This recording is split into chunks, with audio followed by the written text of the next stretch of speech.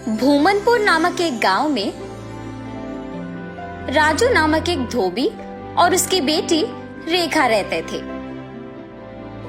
हर रोज वो दोनों गांव के लोगों के कपड़े को धोने नदी के किनारे जाते थे।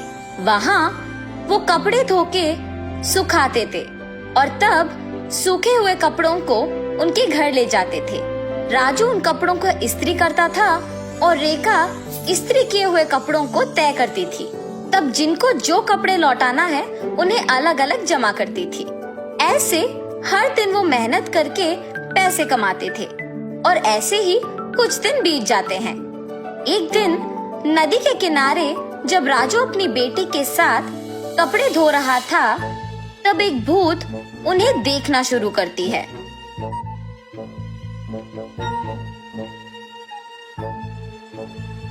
न जाने मैं कब ऐसे कपड़े पहनूंगी। ऐसे उन कपड़ों के पास जाकर उन्हें पकड़ने की कोशिश करती है, लेकिन उन्हें पकड़ नहीं पाती है।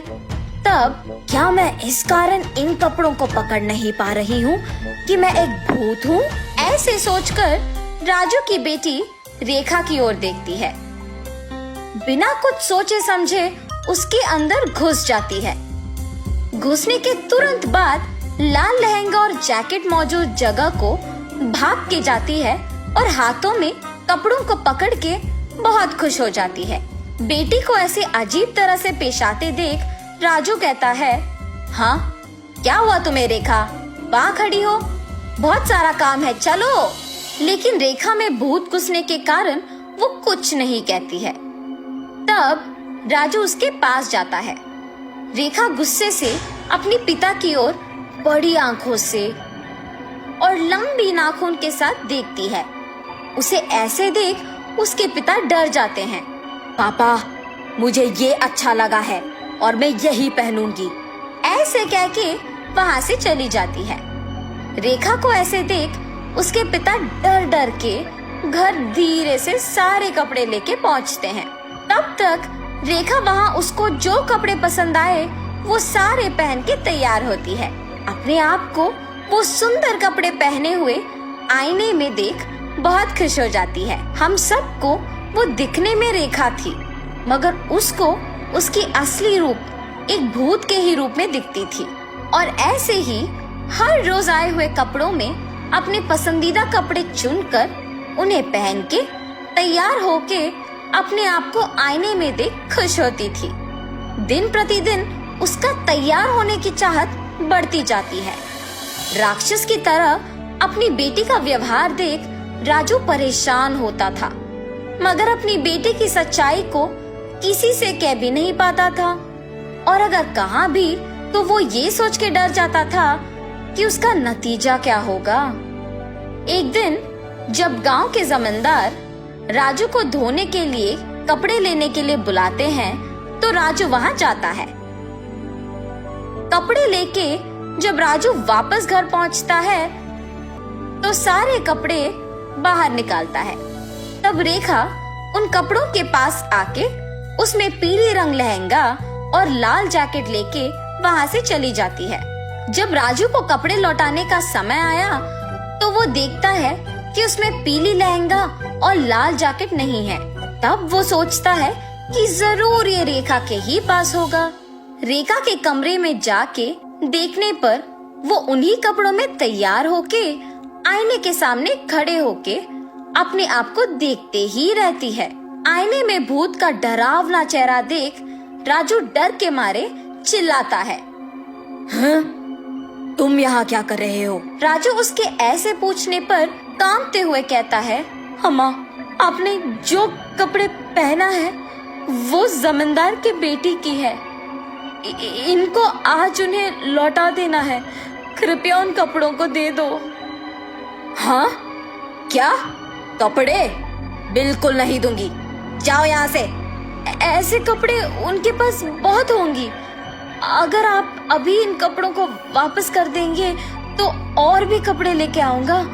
अब अगर मैं इन कपड़ों को नहीं लौटाऊंगा तो मेरा व्यापार नहीं चलेगा। मैं हाथ जोड़ के विनती करता हूँ, वापस कर दो, तुम मेरी बेटी नहीं हो। हा हा हा, सही पहचाना। हाँ, मैं तुम्हारी बेटी नहीं हूँ। ऐसी और कपड़े हैं? हाँ, बहुत सारे। तो फिर इन कपड़ों की मुझे क्या जरूरत? ऐसे कहकर उन कपड़ों को वहां छोड़ के हवा में उड़ के गायब हो जाती है।